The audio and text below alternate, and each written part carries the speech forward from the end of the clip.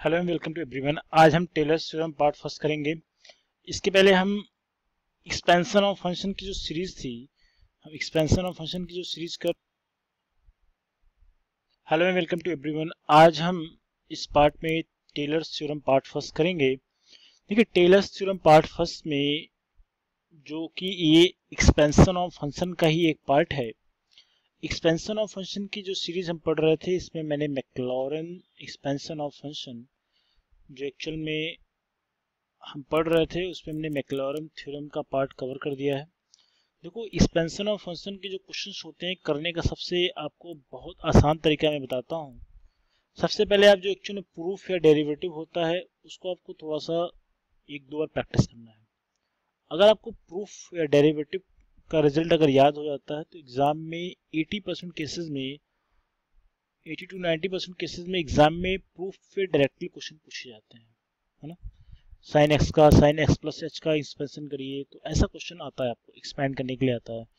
तो उसमें क्या होता है कि आपको बेसिकली इस वाले पार्ट में आपको बेसिकली एक बेसिक सा डिफरेंशिएशन करना होता है, जिसमें आई थिंक सबको पता है बात।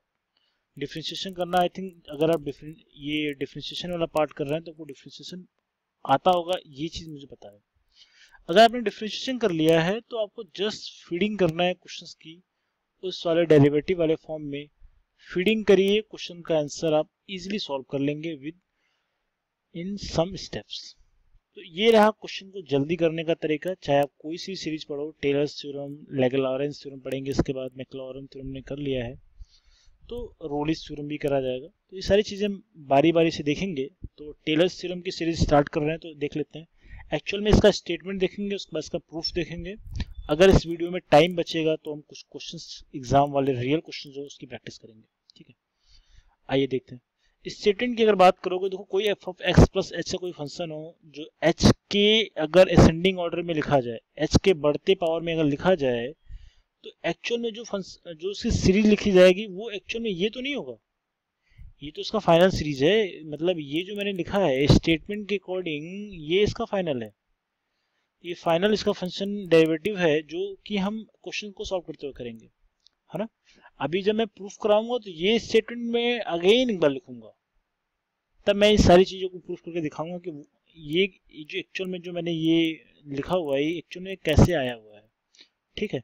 तो ये क्या एक्चुअल में जो स्टेटमेंट के अकॉर्डिंग ये क्या इसका फंक्शन के लिए जो डेरिवेटिव है क्या आ जाएगा, f of x plus h equals to f of x plus h times f dash s plus h square over factorial two f double dash x. ऐसे करते करते आप जाओगे तो एन के लिए लिखोगे तो क्या हो जाए, h power n over factorial n derivative of n, ठीक है। तो ये सारी चीजें आप करके इसको लिखोगे तो ये ऐसे फॉर्म में मिलेगा। इसमें एक चीज और कर सकते हैं, क्योंकि ये टेलर्स थ्योरम में जो एक्चुअल में फंक्शन हम एक्स के फॉर्म में नहीं करते हैं, कुछ को हम अलग अलग वेरी करा लेते हैं। एक्स यहाँ पे एक्स प्लस ए हो सकता है, एक्स प्लस एच हो सकता है, एक्स माइनस ए हो सकता है, किसी भी फॉर्म में हो सकता है, डिपेंड ऑन क्वेश्चन, ठीक है। तो हम एक्स को एक्स प्लस ए के फॉर्म में, एक्स माइनस एच के फॉर्म में लिख सकते हैं, ठीक है। अगर इस क्वेश्चन में थोड़ा सा अगर मैं एच की जगह पे एक्स माइनस ए अगर मैं सब्सटीट्यूट कर दूं, तो एक्चुअल में ये गिवन इक्वेशन जो ऊपर वाला आपको ये दिख रहा है, ये दिख रहा है, इसकी जगह पे आप एक्चुअल जो फंक्शन आएगा क्या आ जाएगा, देख लीजिए। ये फंक्शन कुछ ऐसे फॉर्म में आपको दिख जाएगा, f of x equal to f of a plus f x minus a times f dash a plus x minus a का whole square over factorial two f double dash a. ऐसे करके लिखोगे तो actual में function ये ऐसा आ जाएगा। हमने यहाँ पे एक चीज याद रखिएगा, हमने यहाँ पे h की वैल्यू 0 करके क्वेश्चन के लिए जो एक्चुअल में फंक्शन लिखा है वो लिखा है, ठीक है। ये भी बात करेंगे बिल्कुल, क्योंकि मैंने इसके पहले जब मैक्लॉरम करा रहा था तो वहाँ पे एफ ऑफ 0 की वैल्यू फाइंड आउट किया गया था, आपको पता होना चाहिए, ठीक है। तो ये एक्चुअल में जो फंक्शन है पावर ऑफ एक्स माइनस ए के टर्म में ऊपर गिवन है, ये हमने लिखा है। अब आते हैं प्रूफ पे। इतनी बात समझ में आई। इससे मैंने आपको सिर्फ इतनी बात बताई, कोई function F of x plus H के फॉर्म में है, ये F of a plus H का भी फॉर्म हो सकता था। ये क्वेश्चन डिपेंड करता है, ये क्वेश्चन डिपेंड करता है कि क्वेश्चन एक्चुअली पूछा क्या गया है। तो अब इसको f of a plus h x minus a का कोई भी फॉर्म बना सकते हैं। तो दोनों फॉर्म हमने डिस्कस किया। अगर इस वाले फॉर्म में है, इसके एच के बढ़ते क्रम में अगर लिखेंगे, बढ़ते ऑर्डर में लिखेंगे, बढ़ते हुए पावर के फॉर्म में लिखेंगे तो एक्चुअल जो फंक्शन हमें मिलेगा कुछ ऐसा मिलेगा जो कि नीचे लिखा हुआ है। अगर इसी वाले क्वेश्चन में h की जगह पे h x माइनस ए प्रूफ कर दिया जाए, रख दिया जाए, तो ये फंक्शन बदल के कुछ ऐसा हो जाएगा जो आपको दिख रहा है यहाँ पे। ठीक है, ये एक्चुअल में x माइनस वन की x माइनस ए की एक्सपेंशन की सीरीज है। ठीक है, ये बात समझ में आ गया। यही इस क्वेश्चन को करने के लिए टेलर्स थ्योरम की थियरी है। ठीक है, अब आते हैं प्रूफ पे। It's a very easy. अब आते हैं प्रूफ की बात करें। तो प्रूफ की अगर हम बात करेंगे, जो कि मैंने अभी स्टेटमेंट कर दिया, मैं आपको बताया था कि मैं इस स्टेटमेंट का फिर से यूज करूंगा। अगर f of x plus H कोई एक फंक्शन है, ठीक है, h का कोई फंक्शन है, तो उसको असेंडिंग ऑर्डर में लिखा जाए, के फॉर्म में इनफाइनाइट तक सीरीज लिखा जाएगा, तो एक्चुअल में लिखा क्या जाएगा मैं आपको बता देता हूँ। ये जो f of a plus H रखा जाएगा, इसके बराबर आप क्या लिख लोगे, बढ़ते अगर h के अगर बढ़ते ऑर्डर में लिखोगे तो क्या हो जाएगा, ए नॉट, आप यहाँ पे k लगा सकते थे, p लगा सकते थे, x लगा सकते थे, डिपेंड ऑन u।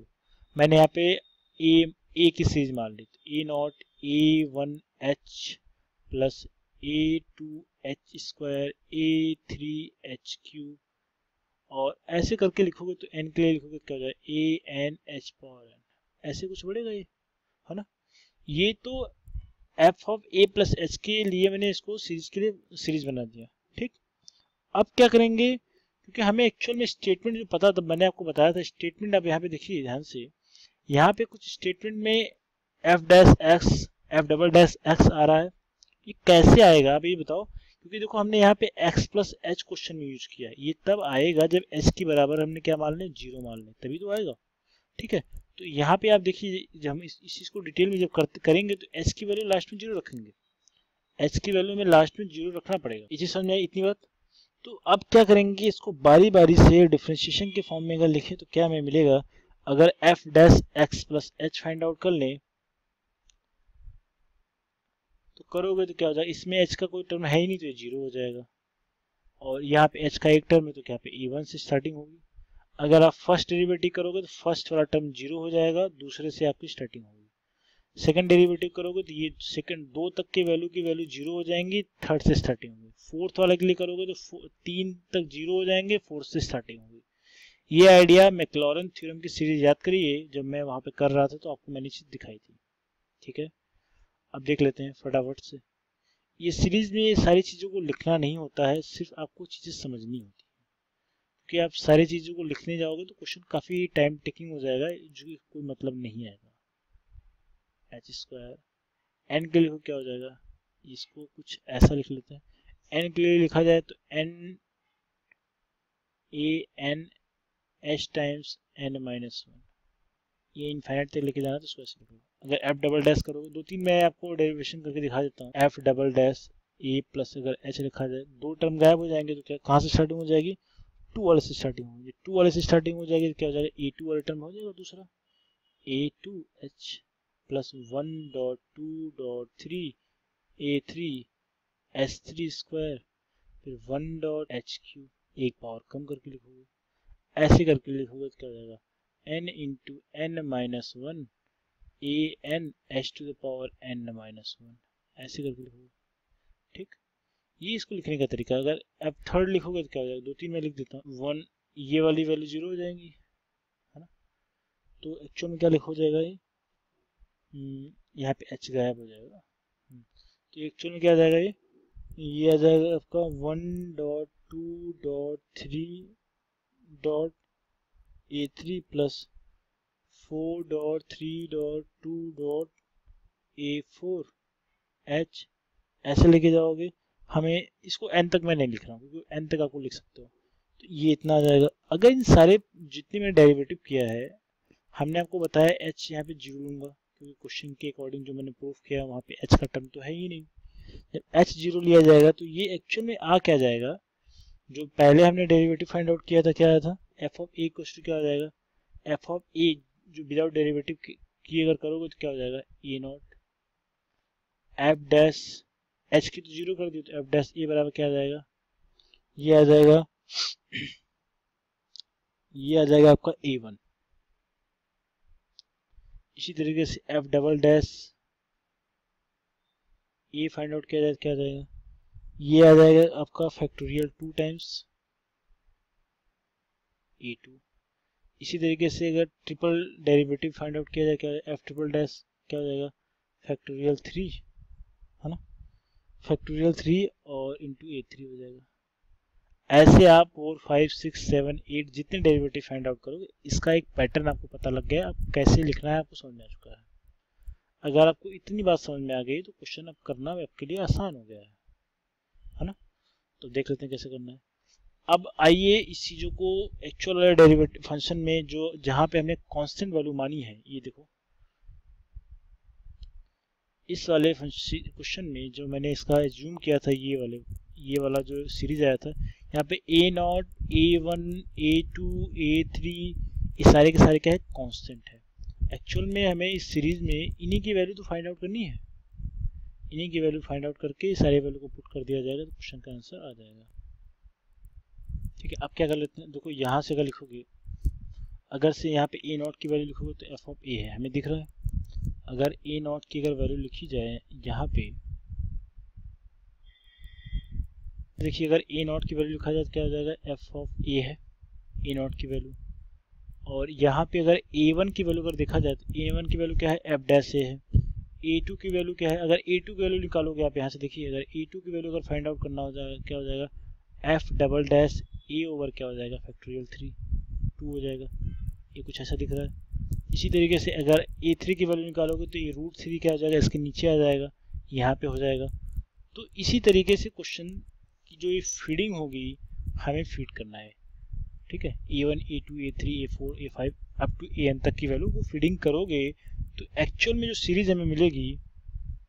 अब आते हैं तो इसके लिए अगर जो एक्चुअल में सीरीज मिलेगी क्या मिलेगी, देख लीजिए। जो एक्चुअल फॉर्म में लिखा जाए तो f of a plus h की जो वैल्यू आ जाएगी, A0 की वैल्यू क्या थी, f of a plus h times f dash a plus h square over √2